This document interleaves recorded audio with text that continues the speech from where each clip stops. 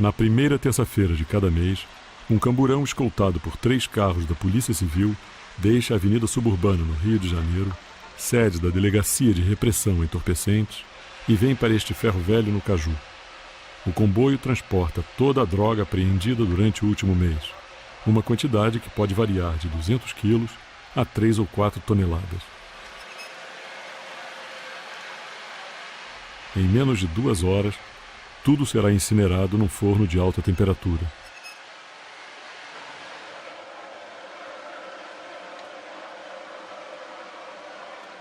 A expansão do tráfico de drogas a partir da metade da década de 80 é diretamente responsável por um crescimento vertiginoso do número de homicídios.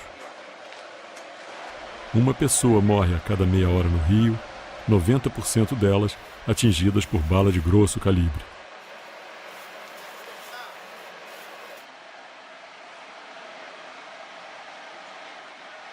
A Polícia Federal estima que hoje o comércio de drogas empregue 100 mil pessoas no Rio, ou seja, o mesmo número de funcionários da prefeitura da cidade.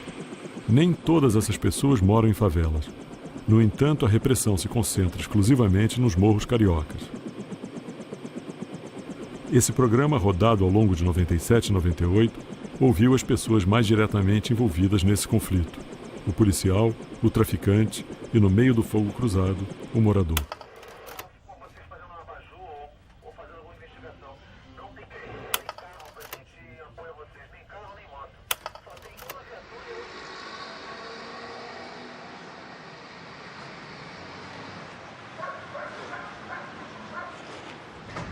Desde 6, 7 anos a gente fala que ia ser polícia, depois a gente muda de ideia. Eu nunca mudei de ideia, né? Fui mantendo essa ideia na cabeça, firme.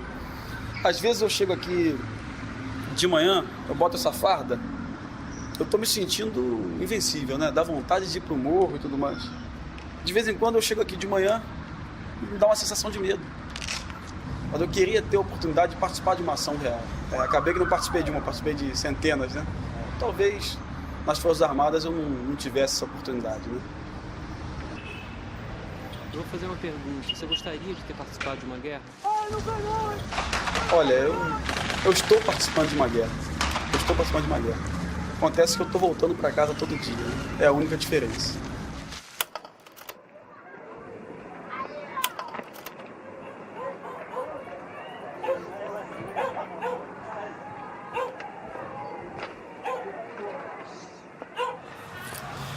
O bairro do Jockey é ruim de invadir.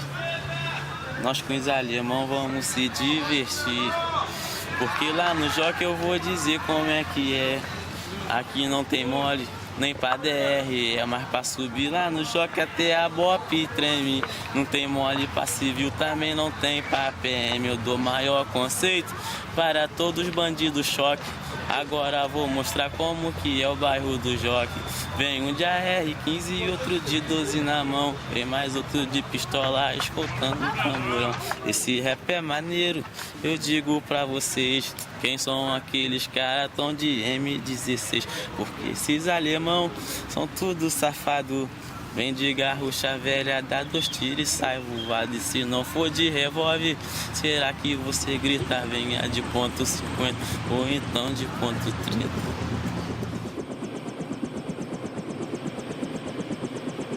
Geralmente a gente não quer que ninguém sofra que nem eu sofri quando era pequeno, né? Eu poderia ter sido até uma pessoa simples, mas poderia não estar hoje em dia tendo que correr de polícia, né? Tendo que estar vivendo às vezes no morro. Poderia estar trabalhando até num trabalho humilde, mas com uma condição de vida boa também. É o que eu não tive. Se eu roubo, se eu já roubei, não foi para cheirar cocaína. Se eu fiz, foi porque eu tive que comprar. Primeiramente, alimentação, que era comida que eu não posso morrer de fome. Segundo, era para ajudar a minha família. Terceiro, às vezes, era para me manter, que era andar arrumado. Não pense em fazer maldade com ninguém. Não pense em fazer covardia com ninguém. Pense em viver minha vida.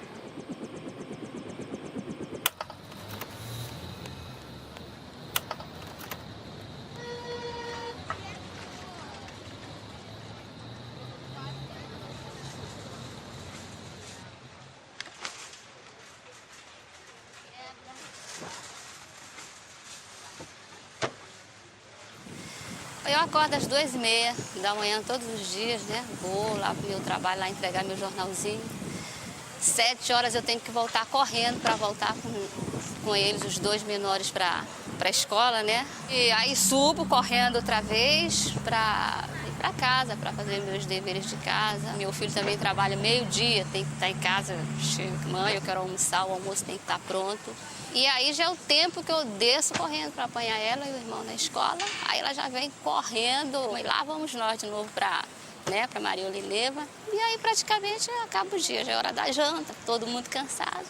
Às vezes eu durmo às 10, porque meu marido chega do trabalho às 10, né? Eu tenho que estar ali para dar janta para ele, né? E daí, das 10, eu já nem durmo, eu desmaio, praticamente eu desmaio, né? E acordo às 2h30, né? Todos os dias da semana, com chuva ou com sol, eu tenho que levantar da cama e a luta, né? Mesmo eu vou satisfeita, né? Que eu penso muito no futuro dos meus filhos, que eu vejo muitas coisas assim acontecerem aí com outras crianças e que eu gostaria jamais que não acontecesse com os meus, né? Tem que picolé, qual sabor você quer? Uva. Wanda é o vento, oi, ela é o mar. Ela é filha de Xangô e neta de Iemanjá. No choroquê, saindê, ilê, oiê, no choroquê, saindê, ilê. O tráfico, de um lado melhorou, do outro lado não. Porque antes de existir o tráfico, a polícia, quando entrava na favela, ela já entrava metendo pernas na porta da sua casa e já vinha quebrando tudo. Então, essas armas, quando entraram na comunidade, através do tóxico, fez com que eles entrassem com mais cautela. Entendeu? Eles andam com medo. Eles andam com medo porque tá sabendo que essa nova geração... É nisso que pode matar um. Essa nova geração, essa juventude, eles têm um espírito suicida. Eles não querem saber se eles vão morrer, se vão matar. Eu tinha medo, na minha época tinha medo. Eles querem defender a comunidade dessa entrada violenta da polícia. É o lado bom das armas. Agora, o lado negativo, o lado cruel das armas, é que quando eles têm que cobrar, seja de pessoas lá de baixo, seja da nossa comunidade, eles não vão medir, eles não querem saber se é menor, se não é, entendeu? Se eles puderem matar, esquartejar e cortar e colocar lá para todo mundo ver como exemplo, para ninguém vacilar, porque senão vai para vala, eles são capazes disso.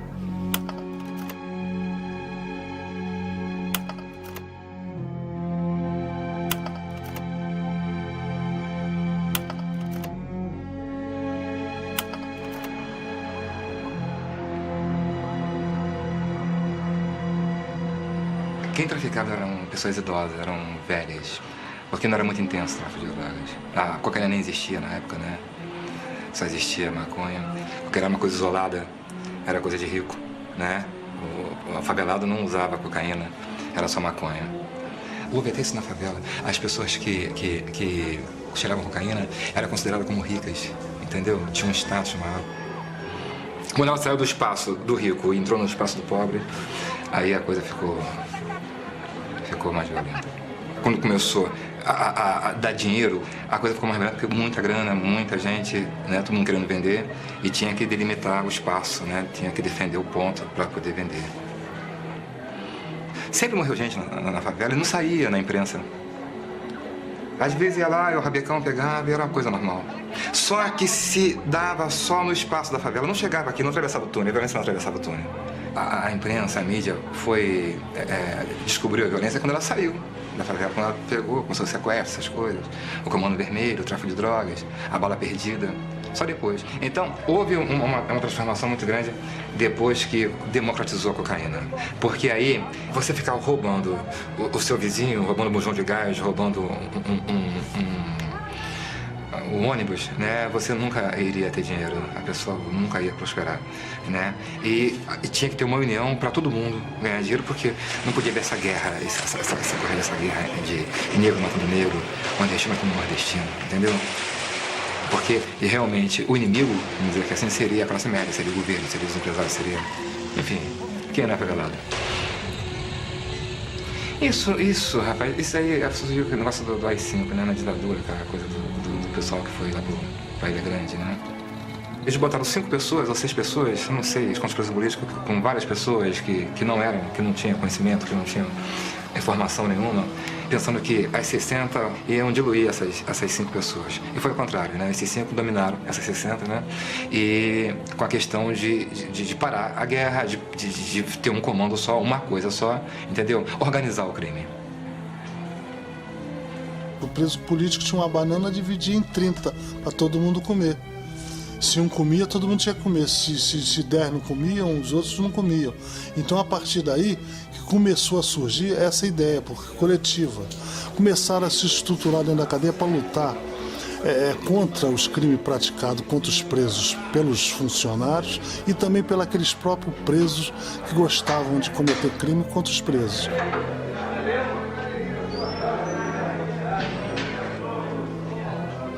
O projeto era paz, justiça e liberdade. Paz é paz, você viver em paz dentro da cadeia. Justiça é você fazer justiça para todos, uma justiça social. O projeto era fazer tudo aquilo, todos os buracos deixados pelo poder, o Comando Vermelho entrar. E fazer o quê? Tudo que o governo não faz. E liberdade é aquilo que todo mundo sabe, é sair do presídio a qualquer custo. Nós somos da organização do Comando Vermelho. Já ouviram falar? Conta disso, fala disso. Então, a organização nossa mesmo é um crime organizado. Que a gente narrou o seguinte, o que a gente faz pela nossa população, pela nossa sociedade, entendeu? Pelo nosso povo, que é um povo caído, um povo humilde. Eu sou cria do morro. Se eu falar que às vezes o morador não me ajuda, eu vou estar mentindo. Se eu falar que eu também não ajudo ele, eu vou estar mentindo, que a gente ajuda também. Que realmente isso aí é uma obrigação que a gente tem. Minha filha passa mal assim na madrugada, ou eu, ou Adão. Ela mesmo, quando ela já foi socorrida. Aí eu passei na farmácia, às vezes eu levo um dinheiro assim para não poder comprar um remédio, mas o remédio é o triplo daquilo que eu tô no bolso. Aí eu chego lá, no movimento, minha filha tá doente, eu preciso comprar. Cadê a receita? Tá aqui, me dá. Daqui meia hora o remédio dela tá chegando. A gente supre aquela necessidade que às vezes elas precisam, né? É uma necessidade que às vezes ela tem de comprar um gás, de comprar às vezes um remédio, às vezes de pedir uma ajuda a nós, né?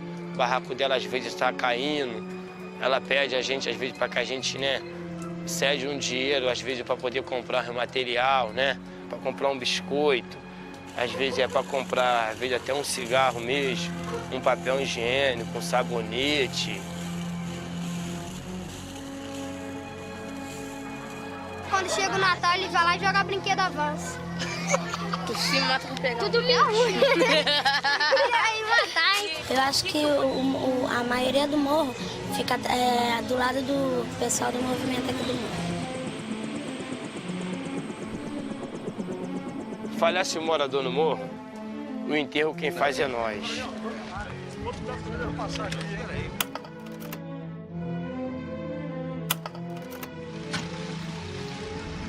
Dia 20 de abril, eu tive a oportunidade de chegar no quartel pela madrugada e estava na varanda da unidade, né?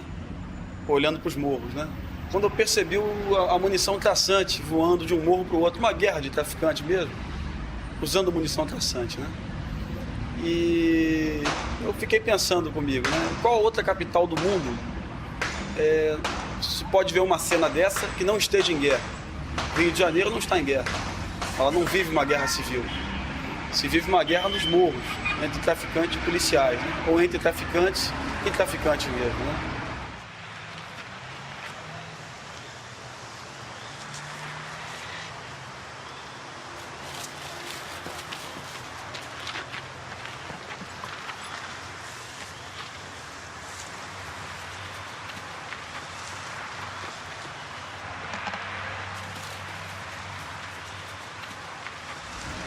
De 6 meses para cá, 100% de nossas missões foram em favelas. Foram 156 operações com confronto. talvez o mesmo número de operações sem confronto, né? Onde houve troca de tiro com marginais fortemente armados, né? Então nós adquirimos uma experiência em combate em favelas sem igual no Brasil. Fato até que nos tornou talvez uma das mais eficientes trocas de combate urbano do mundo.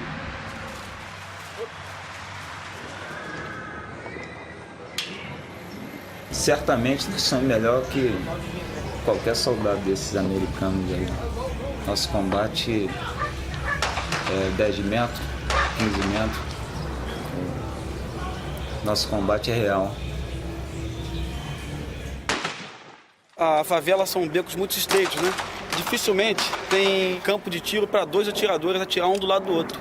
O primeiro homem vai fazer o tiro agachado e o segundo vai fazer o tiro por cima dele, apoiando nas costas do companheiro. Atenção! Fogo!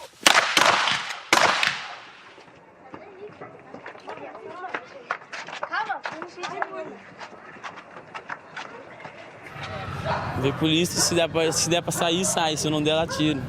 Por exemplo, eu tô aqui, tô vendendo tocha. Vem polícia ali, se der pra mim, né, sair saindo, eu vou sair. Se não der, eu largo dentro deles. Eu não vou deixar ele me dar tiro primeiro. Eu vou dar neles primeiro. Não, vou deixar ele me acertar primeiro. Aí mata. Quando a gente mata o inimigo, a gente solta fogos.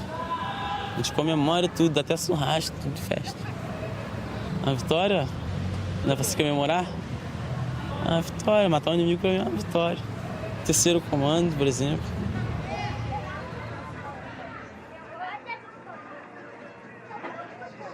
Da menor eu fugi faixa de 14 vezes.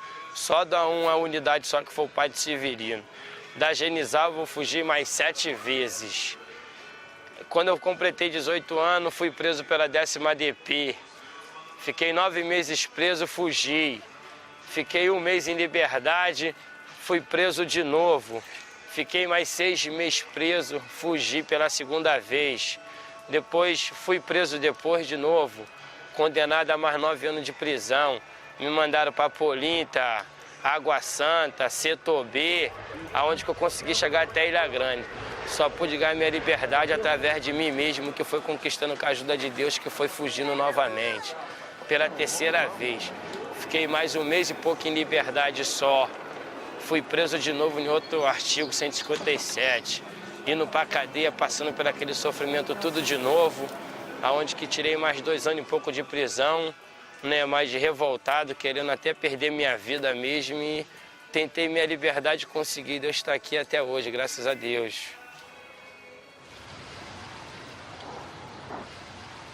O que você faz quando você está trabalhando? Eu fico vendo se os policiais vão subir. Você anda armado? Oi? Você já andou armado? Já. E você estudou até que série? Até a 3ª.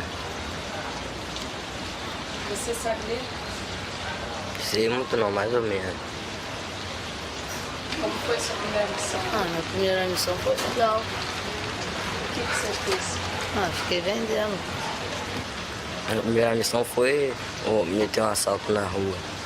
E o que você sente quando você está assaltando uma pessoa na rua? Eu senti a vontade de roubar ela. Você tem medo de morrer cedo? Oi? Você tem medo de morrer cedo? Não, mas se um dia todos nós vamos morrer, né?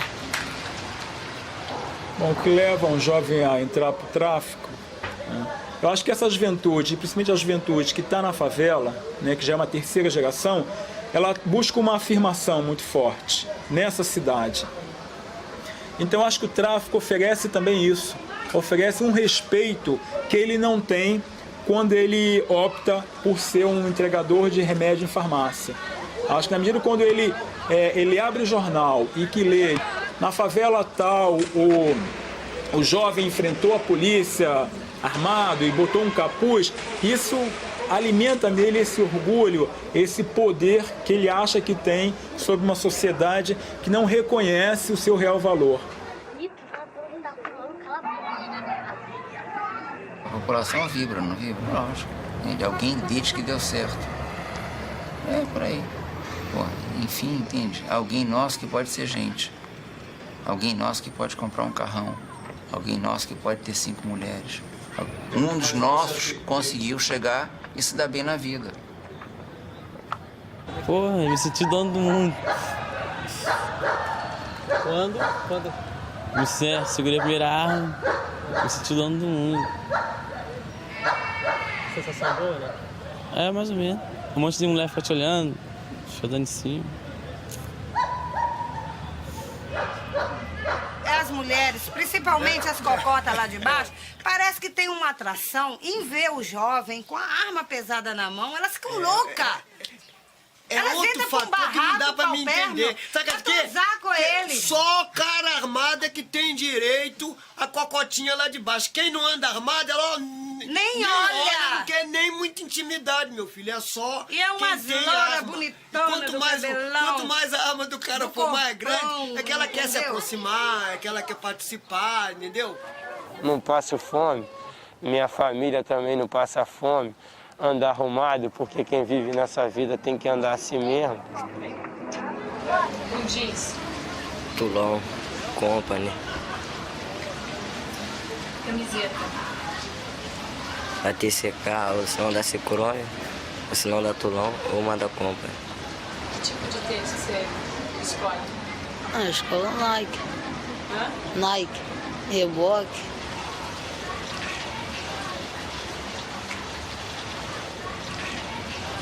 Se você tivesse nascido no morro, você seria o quê? Qual é a opção que eu tenho? Se conseguir um emprego, eu vou ter que trabalhar 8 horas por dia para ganhar R$112. De repente, né, se eu me encaixo no tráfico, eu ganho R$300 por semana. É negócio. Não é negócio? É negócio para qualquer um. Só não é negócio para quem nunca teve, foi desempregado, para quem nunca passou fome. Para o miserável é negócio. E aí não é questão, entende? O pessoal vai fazer fila para querer trabalhar. Não é emprego? É emprego. Não é opção, não. É emprego. Ganha mais que o pai. Eles são suicidas.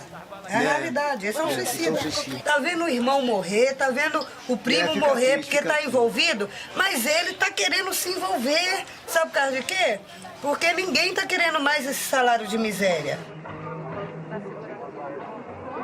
O tráfico é uma empresa ilegal.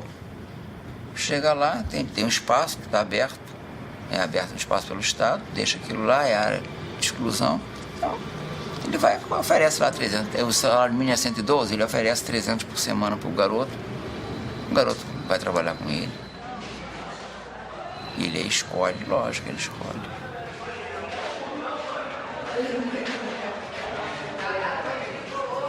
Bom, levanta o braço. Levanta o saco. Um lado, perna pro outro. Vira. Abre a mão. Agacha. Vira. Abre a boca. Abre a boca. Bota ali. Deixa ali. Meus pau bonitos você já arreia. Arreia de quatro. Pega a roupa, passa o celular aqui. Rodei com maconha. Você é soldado? Não, eles jogaram em cima de mim. Primeira vez aqui? Você mora onde? Moro no Novo Holanda. Da Novo Holanda. Eu? Dando pó. Você é soldado? Não. Entrei não faz nem 3 dias. Aonde você vendia? No Morrinho. Primeira vez aqui também? Sim, senhor. Foi pego fazendo o quê? Furtando. Você mora onde? Moro na rua. Com 18 anos, assim, quando limpar a tua ficha, tudo, você pretende parar? Eu pretendo ficar na favela. Você gostaria de trabalhar? No tráfico de drogas. Só no tráfico? Eu gosto dessa vida. E por que você entrou pra essa vida?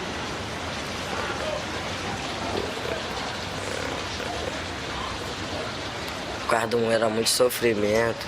Os policiais queriam só bater nas pessoas. Eles não respeitam que não sabe se vão procurar traficante no morro, se vêm procurar trabalhador. Eles não sabem fazer o serviço certo.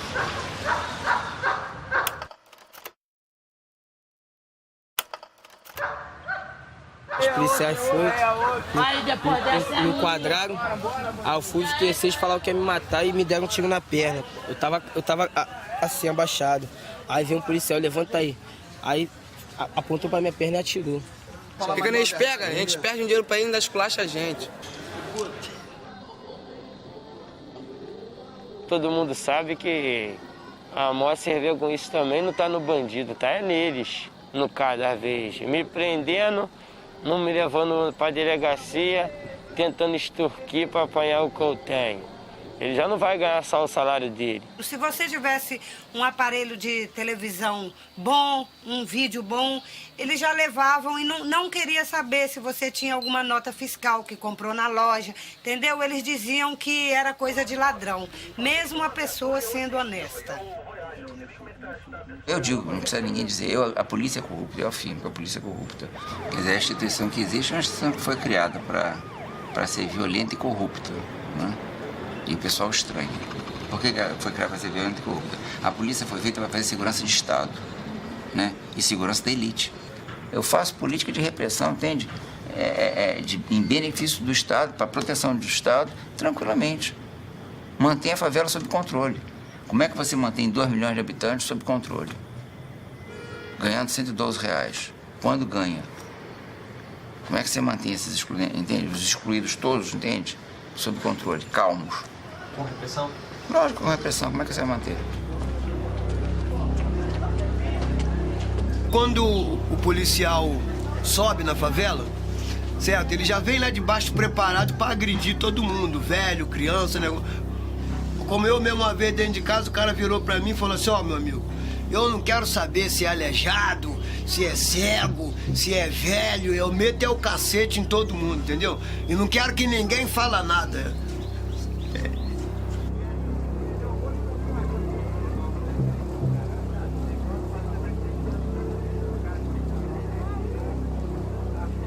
Às vezes, quando o garoto da comunidade é preso, em vez deles descerem e levar o garoto para a delegacia, eles levam mais para cima do morro.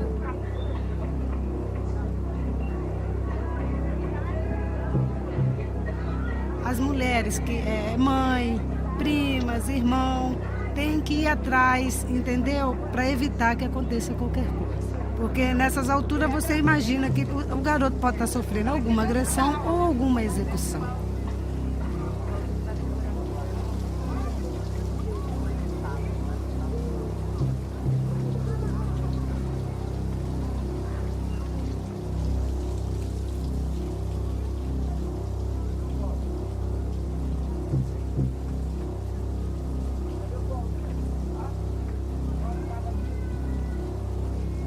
A gente vai atrás, a gente briga, a gente chora, eles empurram, pede pra gente descer, mas a gente acaba não descendo porque a gente sabe o que vai acontecer.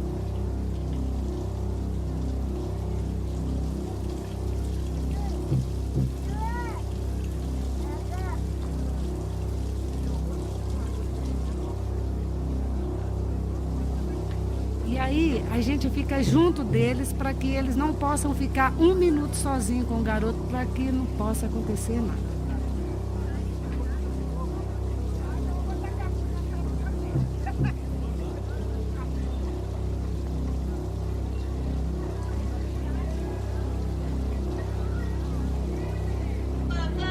Aí no fim eles acabam descendo com o garoto e levando para averiguação para ver se realmente ele tem alguma coisa.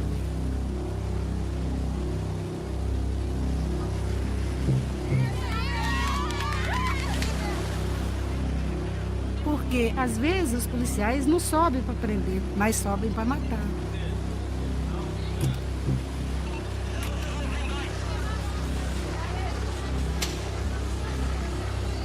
É polícia política mesmo.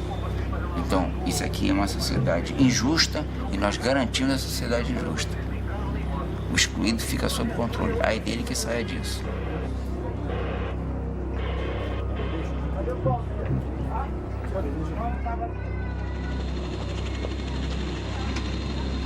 E nós fazemos um negócio bem sofisticado. Na África do Sul eles colocam arame, aqui é sem arame. E não reclame, e pague imposto. O pessoal está acostumado, entende? Então, ele se acomoda com isso. Aí o desgraçado tem uma televisão, assiste a televisão. Já acabou a novela das 8 às 9h30, ele abre e vê o que é o morro. Vai reproduzir o que ali dentro. Só que ele não é violento não, porque ele fica lá dentro. Ele é tão estúpido, né? Que fica lá dentro, ele não sai. Quando ele sai, a gente tá logo, né? Coloca de novo, ele volta, aí ele volta.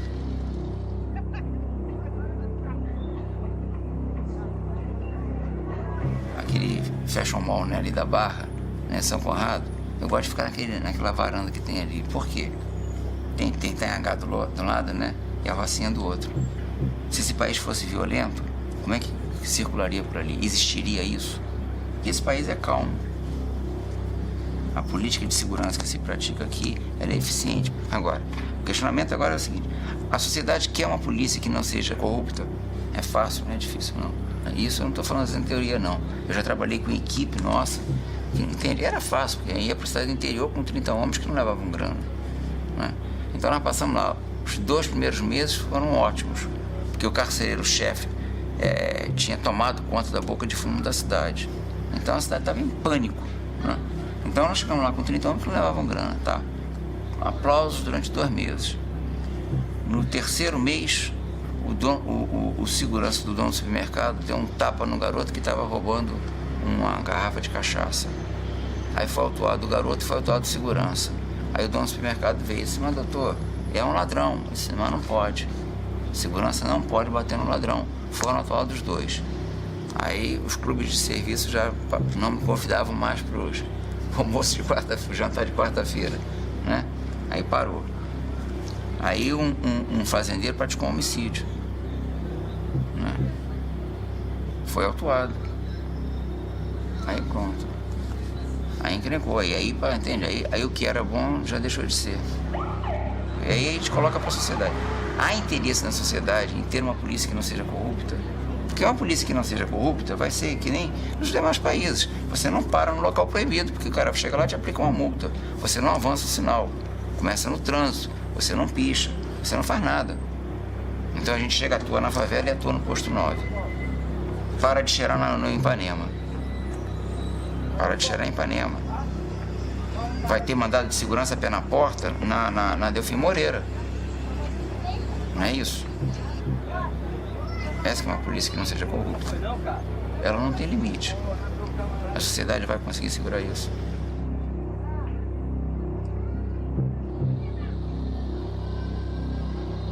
A sociedade é que dá o lucro, que gasta 1.000, 2.000. A maioria deles é tudo da classe alta, né? O pobre não tem condições de gastar R$1.000 ali cheirando cocaína, porque o filho dele vai passar fome no outro dia. Agora o rico gasta e não vai fazer falta. A classe média, eles dão dinheiro e com esse dinheiro o traficante vai comprar mais armas e assim vai. Eles são parte dos inimigos. Eles reclamam depois da violência.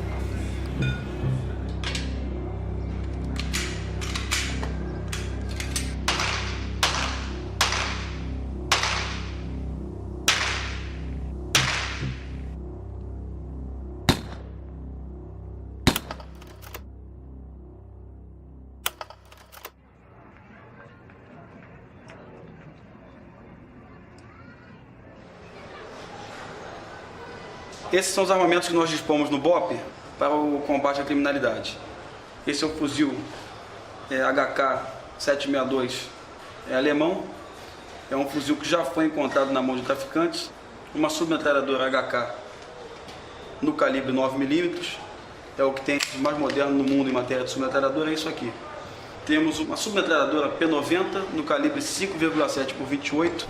Um fuzil MD2 no calibre 5,56. É o mesmo calibre do R15, mas é um fuzil com quase o dobro do peso. Essa arma aqui, polícia no mundo utilizando essa arma, é só a polícia do Rio de Janeiro. E por muitas vezes essa arma aqui já salvou nossa equipe. É uma arma que a gente não vai encontrar numa polícia da Europa ou mesmo uma polícia norte-americana. É uma arma típica de exército, é uma arma de apoio de fogo. E no Rio de Janeiro ela se faz necessária, pela intensidade dos combates que nós temos aqui com os traficantes. Uma .30 brasileira.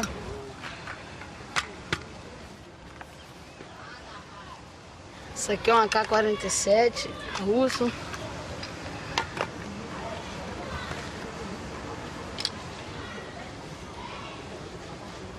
Mais uma R15 lança-granada.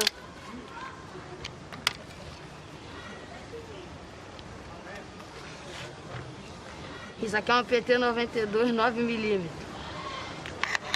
Israelense.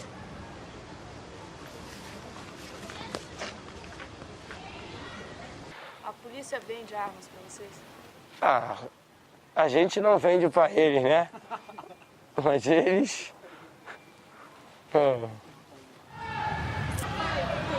Às vezes chega com o carro mesmo do batalhão, abre a mala do carro e manda a gente escolher a arma que a gente quer comprar. Mas a polícia é conhecida já, né? Que tipo de arma você usa?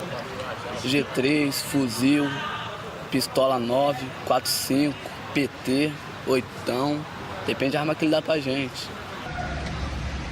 Os traficantes hoje no Rio de Janeiro, eles estão usando o fuzil AK-47, que é um fuzil de origem russa, que é um fuzil de guerrilha.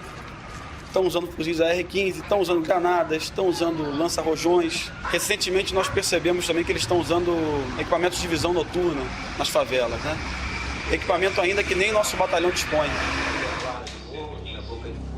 Que idade desse menino? 12 a 16 anos. Um gerente de boca. Carregando o quê? AR-15, pistola agora. Inclusive é bobagem. É a arma moderna, que eles agora são essa.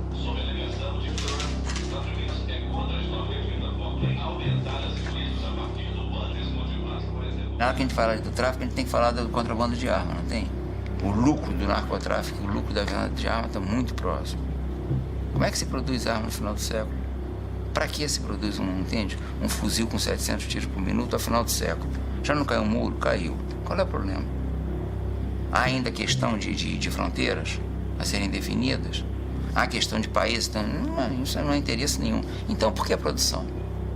A arma que sai da Suíça, se sai da Suíça. Essa arma, se for para a Líbia, ela não vai ser vendida, vai? Se for para o exército do IRA, não vai ser vendida. O IRA não tem sig-sauer. Então, nós temos um armamento moderno, entende? E que às vezes a Líbia não tem. Então, o pessoal tem percepção de que sabe, ele tem informação de que veio para cá. Por quê? Porque dá melhor preço. Ah, tá. Então, nós queremos fechar as fábricas de arma na Suíça, nos Estados Unidos, que a Colt é americana, o AR-15 é Colt. Eu quero fechar a fábrica da Colt. A proposta é essa. É igualzinho o que eles fazem com a questão do narcotráfico, eu acho que é muito válido para nós também. Eles querem chegar a intervir na Colômbia, entende? Entram na plantação, querem chegar, querem ter controle da produção. Na Colômbia e no Peru, eu acho que é a mesma coisa, quero ter controle da produção. Quero fechar a fábrica da Colt, quero fechar a fábrica da sig-sauer na Suíça. Qual é o problema?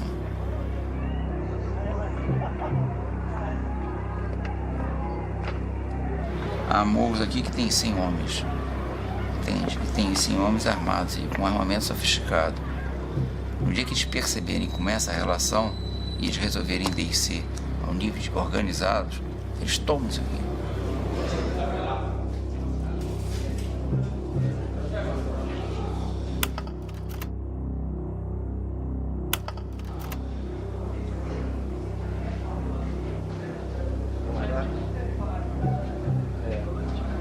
O pessoal que fazia articulação de tráfico e sequestro no Rio de Janeiro foram todos presos. Foram todos presos. Uns 15 homens foram presos aqui. Que eram as lideranças de gangue, né?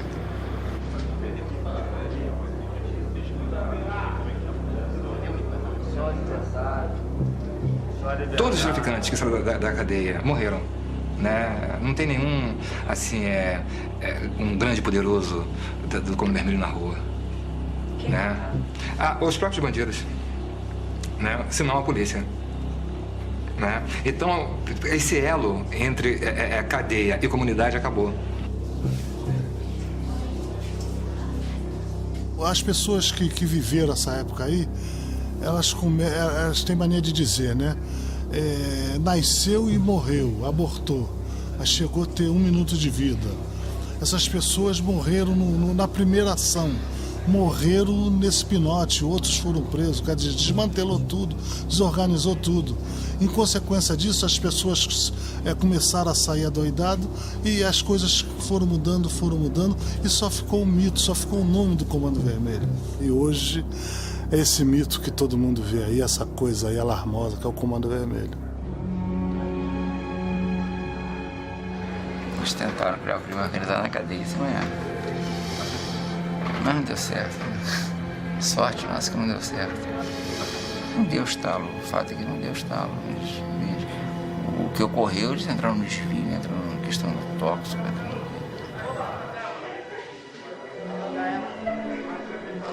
Crime eu sou mesmo. Por quê? Porque eu sempre gostei das coisas boas. Eu nunca gostei de ser massacrado pela sociedade. Entendeu? Porque a sociedade nos massacra mesmo. Muitas coisas que eu tenho hoje em dia aí não foi a sociedade que me deu, não, foi a minha luta. O que você conseguiu? O que eu consegui? Uns 3 assaltos a banco. Eu consegui ter minha casa hoje em dia, graças a Deus, e outras coisitas a mais. A gente também, a nossa não é tirar a vida de ninguém, não. A nossa é arrumar nosso dinheirinho, porque eu não vou trabalhar para ganhar R$100 por mês. Entendeu? Com a minha avó até hoje, com 70 e tal anos de idade, trabalhou a pampar, o que ela ganha hoje em dia? O que ela ganha? Não ganha nada. Que sociedade é essa? Que sociedade é essa? Quero comprar um tênis Mizuno, o tênis está 200 e tal real. Se eu for trabalhar, eu não vou conseguir comprar um tênis Mizuno, então tem que assaltar mesmo. Mas também eu vou não desfazendo dos demais, certo? Mas vou assaltar quem tem, onde tem dinheiro. Eles não sabem absolutamente nada. Isso é a ponta do sisteminha. Ele é excluído mesmo. Nem quando ele chega, quer dizer, ele, enquanto vivo, ele vai operar tudo isso. Morreu, acabou. O filho do Jorge Luiz não tem garantido, entende? Ser o rei, entende, do tóxico de Acari. Nem isso eles têm. Porque aquilo ali é um varejão. O que nós temos no morro é um varejão. O E é gerente de varejão. Ele não sabe nem operar. Como é que o E vai operar $5 milhões? Ele apenas, entende, é o cara que fica com as barracas na praça. É só isso. 50 barracas de camelô. É primário, né? Nenhum bandido se aborrezou, ninguém ficou rico, assim, milionário, que comprou fazendas e tal, ficou rico e conseguiu ficar na mídia. Na verdade, né, se a gente for ver, assim, o traficante ele vende, né, direto para a comunidade. A freguesia, a clientela é da própria comunidade. Entendeu? O tráfico não transforma nada, né? O pessoal do tráfico não transforma nada, você não opera nada. Eles se perdem com isso, né? O conformismo dele é trabalhado em 24 horas, é a curto prazo. Porque se você olhar o currículo e a vida, tanto faz do terceiro comando, o Comando Vermelho, ambos não têm nada de social, entendeu? E são cada um para si, né? E como é que se diz? Não tem visão política nenhuma. E são dois animais ferozes que se encontram e que ficam medindo força, né? O tráfico não substitui o Estado no morro. Pode ajudar um ou outro, mas eles não têm nível de substituir o Estado no morro. Isso é cascata. Isso é mentira. Até pode ter algum nível de organização com a direção no nível primário. É uma idiotice. Você pega o E no hotel 5 estrelas. É completamente idiota. É coisa mais difícil, não tem mais fácil que pegar o E num hotel 5 estrelas. É idiota. Em vez de ficar num 3 estrelas ou 2 estrelas que vai passar despercebido, né? Ele entra num hotel 5 estrelas, entende? Não precisa nem perguntar quem é o E, é aquele. Né? É isso. Aí é esse caos. Hoje em dia nós vivemos um caos aqui dentro. Os garotinhos tudo com 15 anos, entende? Não sabe quem faz a liderança, um dá tiro com o outro. É uma estupidez permanente. Juiz com Sig Sauer, garoto com uma R15.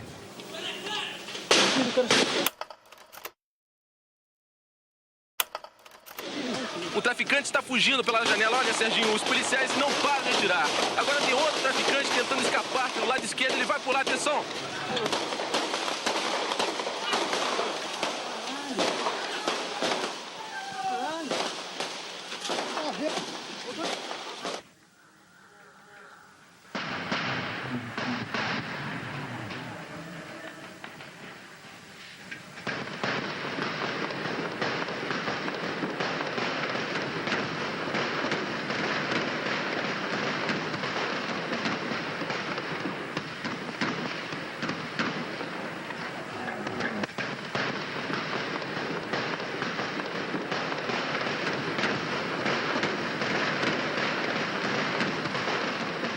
você aperta esse morro aqui, eles espirram pro do lado.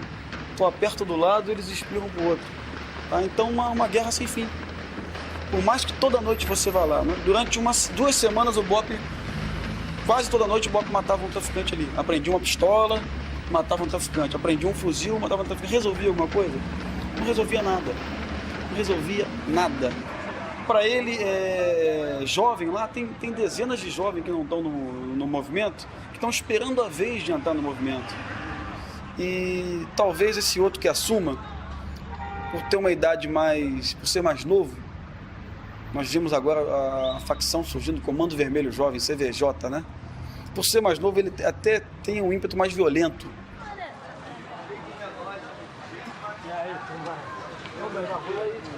Por exemplo, assim, em troca de tiro na favela. Muitas vezes a polícia recua e sempre fica um soldado na favela, 2.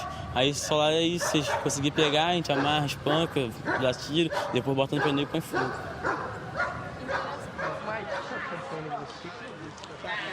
E quando que você entrou para essa vida? Com 11 anos de idade. E qual foi a sua primeira missão? A primeira missão, matar um X9. Com 11 anos de idade, sim. E o que ele fez e o que você fez? Ele deu onde que a gente embalava cocaína, maconha, contou pros vermes, polícia. Aí eu taquei fogo nele. Peguei foi 7 rodas de pneu de carro, não, de caminhão, quer dizer. Comprei 5 litros de gasolina, acendi o fósforo e botei fogo nele. E quem pediu para você fazer isso? Quem pediu? Meu patrão. E como é que você sentiu quando você fez isso? Eu me senti normal, que não tô aqui agora. Se tiver que matar de novo, eu mato.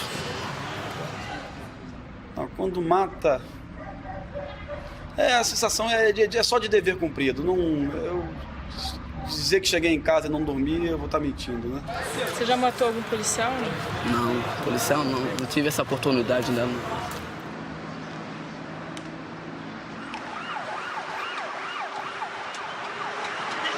Aí eu fico em cima da laje, na entrada da favela, aí eu fico assim, às vezes com uma pistola 9, assim, uma RUG, aí eu, infravermelho, aí eu ponho no peito deles, assim, a mira na cabeça, aí eles veem, aí eles saem correndo. Aonde está aquela luz, a bala pega. Se tiver na tua testa, a bala vai certinho. Pretendo chegar na rua e botar tudo em prática de novo. Agora vai ser pior. Vai nem ser melhor, vai ser pior. O que você pretende fazer? O que eu pretendo fazer? Meter vários bancos, vários carros fortes, arrumar um montão de milhões e ajudar aqueles que precisam. E a polícia, ela vive essa guerra particular, onde você mata um traficante, o traficante fica com ódio da polícia, eles matam um policial, você fica com ódio do traficante, essa coisa vai nesse nível. É uma guerra quase que particular já.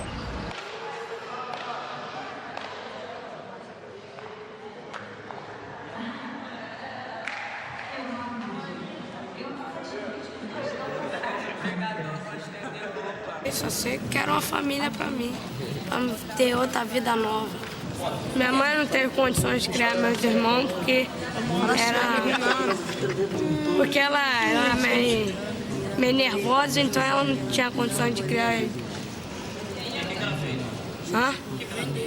Aí ela fez, teve lá os filhos lá, não sei o que houve. Vendeu lá os filhos dela. Fogueteiro. Foi carne, um boneco grandão, bobão. Arrumava um dinheiro no morro. Quando a Samanta vinha, eu soltava fogo. Samanta diz os polícias. Foi polícia que deu. Eu vou querer o dinheiro disso aqui. Eu não vejo fim, não vejo luz no fim do túnel, não vejo luz no fim do túnel, não vejo soluções.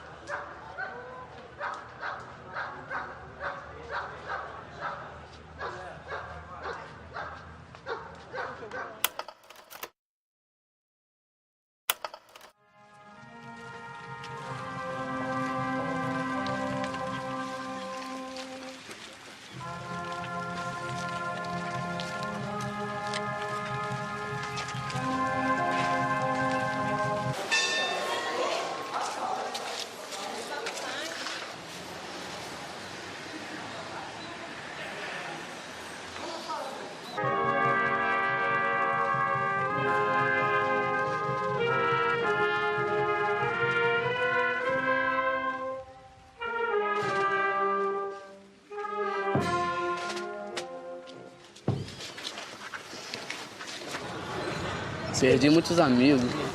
O Cidinho, Nininho, Orlando Jogador, Dição, Siri, muita gente.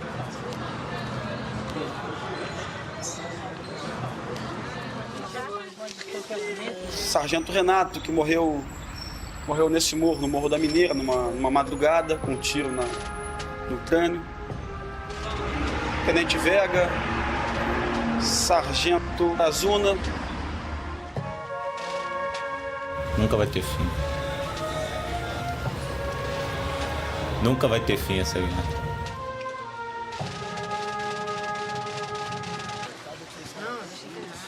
Vou ficar nessa vida até morrer. Por quê? Porque é meu destino, eu fiz meu destino.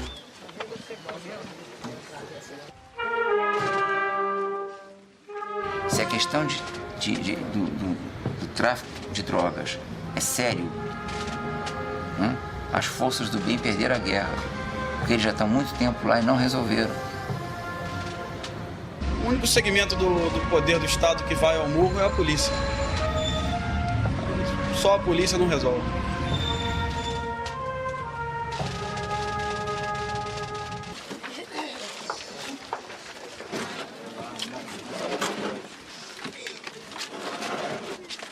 Eu tomei penitenciárias armado, por exemplo, metralhadora, granada, pistola, revólver. Eu assaltei delegacias, eu assaltei camburão. Pra quê? Que história que eu fiz? Crime é história? Não é história.